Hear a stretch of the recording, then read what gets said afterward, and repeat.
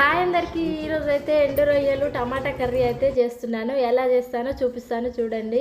నేను ఇక్కడ వీడియో చేద్దామంటే చాలు మా వాళ్ళు అయితే టీవీ సౌండ్ అన్న పిలుస్తారు, లేకపోతే వాళ్ళన్న సౌండ్ చేస్తుంటారు. ఇలా ఉంటుంది మా ఇంట్లో అయితే. ఫస్ట్ అయితే రొయ్యలను అయితే తీసుకున్న తర్వాత ఒక కడాయిలో వేసుకొని అయితే స్టవ్ ఆన్ చేసుకొని పండుగ వేపుకొని అయితే పక్కన పెట్టుకోవాలి. తర్వాత అయితే వాటికున్న రెక్కలు తలకాయలకు అదంతా క్లీన్ చేసుకొని అయితే ఒక బౌల్లో వేసుకొని వాటర్ పోసుకొని అయితే కడుక్కొని పక్కన పెట్టుకోవాలి. తర్వాత అయితే అందులో కావాల్సినవి టమాటాలు, ఉల్లిపాయలు అయితే ఇలా వీడియోలో చూపిస్తున్న విధంగా కోసుకొని అయితే పక్కన పెట్టుకోవాలి.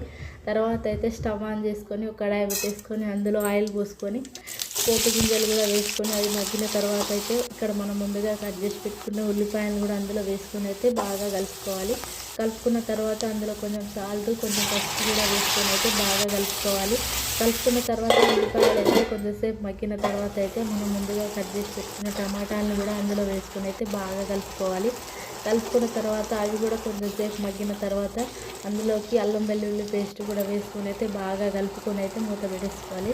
కొంచెంసేపు మగ్గిన తర్వాత మనం ముందుగా క్లీన్ చేసి పెట్టుకున్న రొయ్యలను అయితే అందులో వేసుకొని అయితే బాగా కలుపుకొని అయితే మూత పెట్టేసుకోవాలి.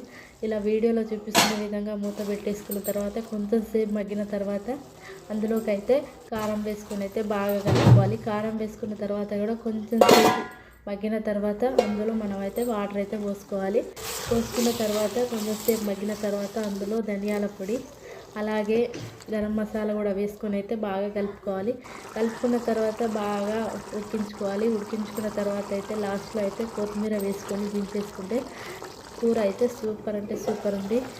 ఇలా చేస్తాను నేనైతే. మీరు ఎలా చేస్తారో చెప్పండి.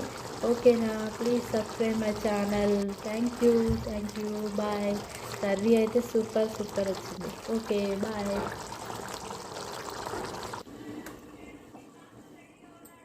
ఎవ్వరు రాకుండా ఆర్కేలు అంటే మర్ర కొట్టాలంటే గ్రీన్ లాంటి